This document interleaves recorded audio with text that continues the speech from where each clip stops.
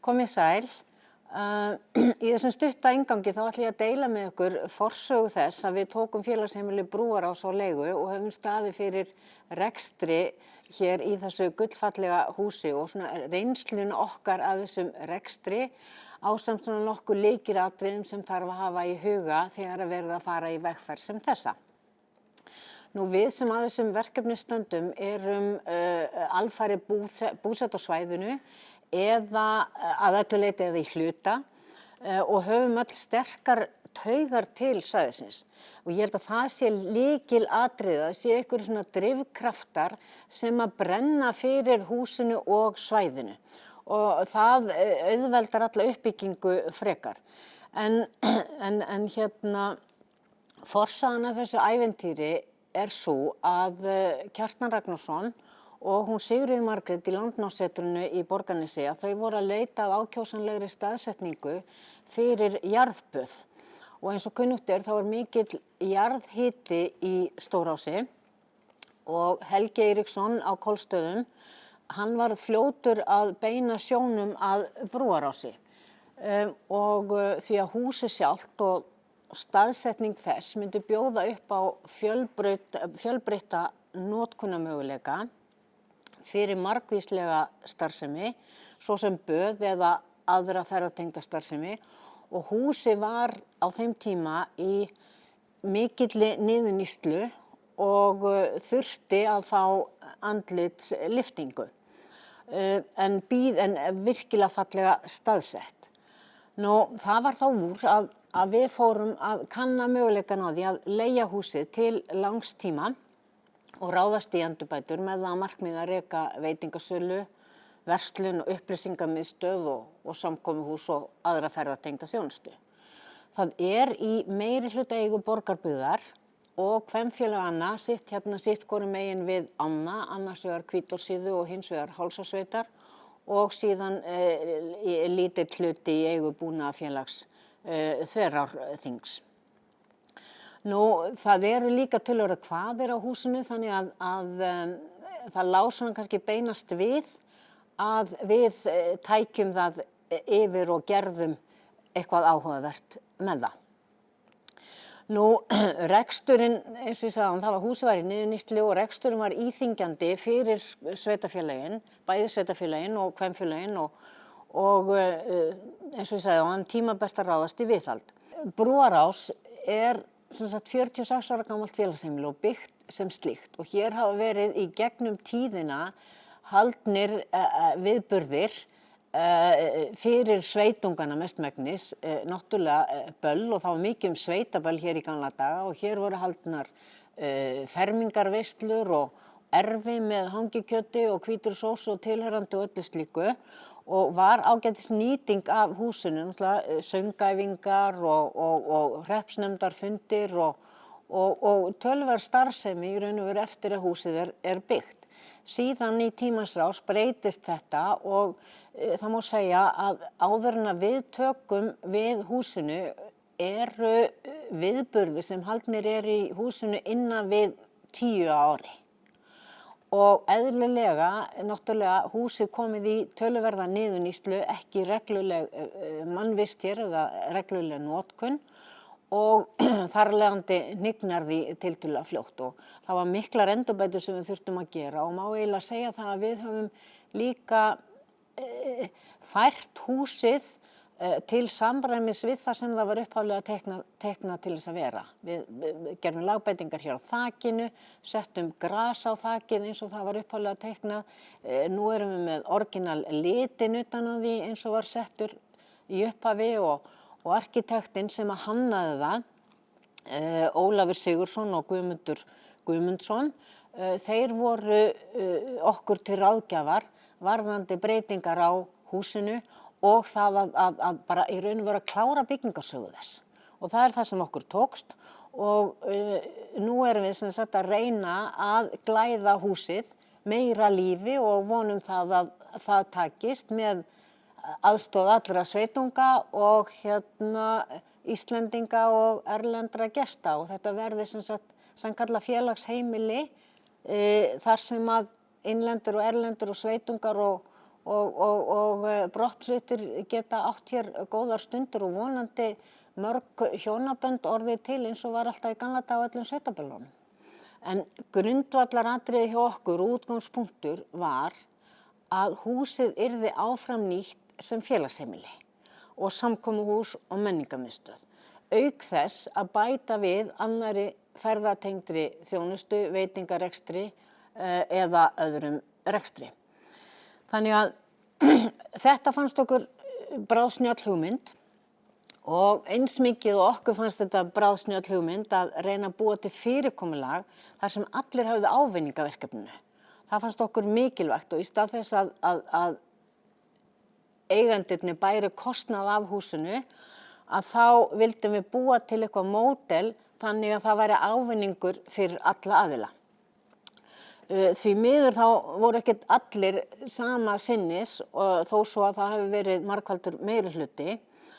Sumir höfðu efasemdir í upphafi þessarar vegferðar þetta fyrirkomulag og samnýtingu hússins og sáu það ekki beint ganga upp fyrir sig og héldu að það væri verið að svipta sig félagsheimilinu. En sem betur fer hafa menn eftir það sem að húsið komið í notkun og menn sjá hvernig þetta samnýtist alveg fullkomlega að þá hafa flestir skipt skoðun. Samningur leigu á húsinu var svo undirritaður 15. maí 2015 og við opnuðum svo formlega við hátíðlega 17. júní 2016. Buðum í stórt kaffisamsæti og það var ánægjulegur dagur og þangað komu yfir 200 manns að fagna þessum tímamótum með okkur. Nú aðeins varðandi endurnýjun á húsinu að þá var það æriverkefni.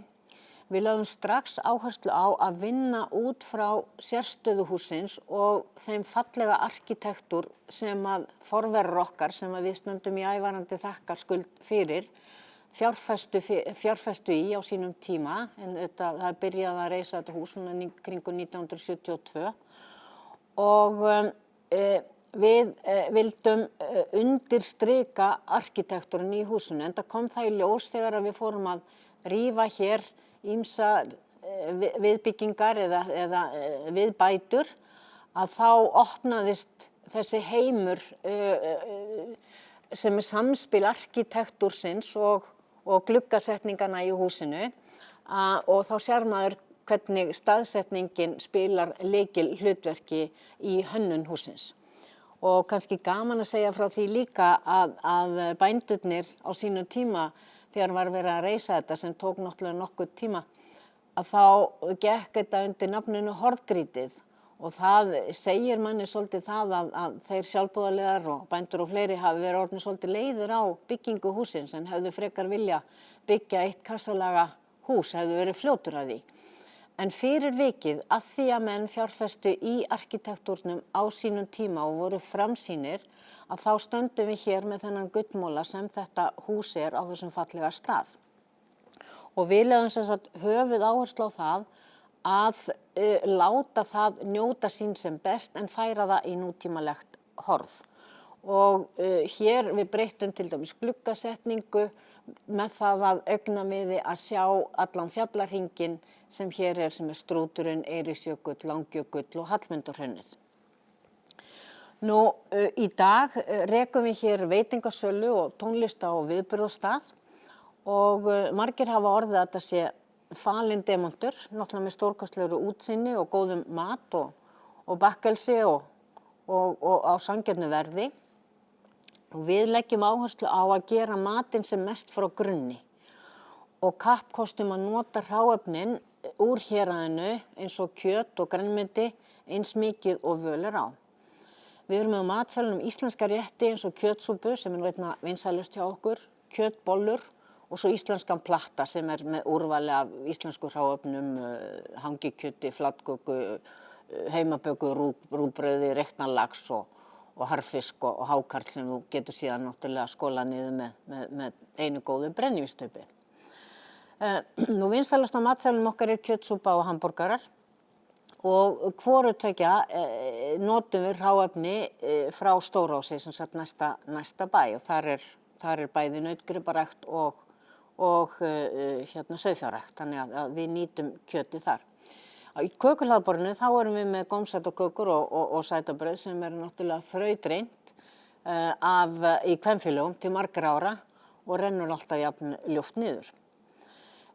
Önnur skemmtileg starfsemi hér tónleikahald og hér hafa stigið á svið listamenn eins og Jónas Sigurðsson og ritvélar framtíðarinnar, Stebbi og Eyvi, Eyþór Ingi, Góss og svo höfum við líka staðið fyrir kótilettukvöldu með Bjartmari Guðlaugs. Hann slær alltaf í gegn með íslensku kótilettunum böðum í smjörlíki. Og við höfum líka verið með barnaskemmtanir og hingað hafa komið listamenn úr héraðinu, svo sem Rakel Pálsdóttir, söngkona og píanóleikarinn Birgir Þórisson hefur komið hér nokkrum sinnum fram. Og þetta eitthvað sem okkur langar að gera meira af, að vera með meiri uppákomur úr héraðinu. Svo höfum við líka verið með jólahlaðborð og tónaflóð úr héraði eins og ég sagði.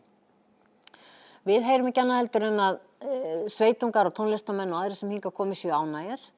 Og það meira þess að sumir sem koma hérna hverju einastu tónleika og í vaxandi mæli kemur fólk frá höfuðborgarsvæðinu, gagngert á tónleika. Þannig að það bara gaman að geta verið með það bland af heimafólki og aðkomufólki og náttúrulega líka fullt af sumarbústöðum hér í kring og þá blandast þetta svona skemmtilega og úrverður góð stemming. Eins og ég sagði í upphafi líka, þá gegnir húsið alltaf áfram hlutverki sínu sem félagsheimili og við höfum ekki heyrt annað heldur en það sé bara almenn ánægja með það fyrirkomulag þegar að menn hafa séð hvernig það virkar. Hér haldin góðugleði með tilheyrandi dansi og tjútti og jólaskemmtanir, spilakvöld og fundir og fleiri samkomur. Og auk þess húsið líka kjörstaður fyrir sveitina. Og líka gaman að segja frá því að við höfum verið þeirra ánægja aðnjótandi að fá Guðna forseta í mat og við höfum getað sýnt honum kjörklefan hérna baksviðs þar sem sveitungar okkar hafa væntanlega greitt honum fjölmörg atkvæði. Við myndum gjarnan vilja sjá meiri starfsemi í húsinu því það hentugt fyrir ýmsa aðra viðburði eins og fundir, ráðstefnur, skólastarf og svo líka náttúrulega kjörið, við erum með gott rými hérna til þess að setja upp sýningar af margvíslegum toga og ég held að vera kjörið til dæmis að vinna með aðilum sem að annast sýningarhald hér á Vesturlandi. Svona í lokin þá langar mig að segja að þetta kostnaðarsamt og þetta mikil vinna en svakalega gefandi að sjá hús eins og Brúarás ganga í endurnýjun lífdaga og fyllast af fólki og gegna aftur því hlutverki sem að það byggt til þess að sinna. Það að vera samkomustaður fyrir heimamenn og gesti. Takk fyrir.